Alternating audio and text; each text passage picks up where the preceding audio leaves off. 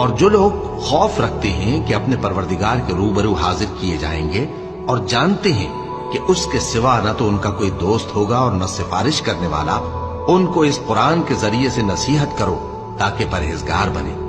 اور جو لوگ صبح و شام اپنے پروردگار سے دعا کرتے ہیں اور اس کی توجہ کے طالب ہیں، ان کو اپنے پاس سے مت نکالو۔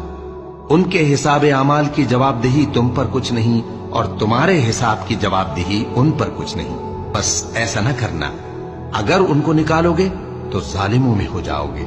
اور اسی طرح ہم نے بعض لوگوں کی بعض سے آزمائش کی ہے کہ جو دولت مند ہیں وہ غریبوں کی نسبت کہتے ہیں کیا یہی لوگ ہیں جن پر اللہ نے ہم میں سے فضل کیا ہے؟ کیا اللہ شکر کرنے والوں سے واقف نہیں؟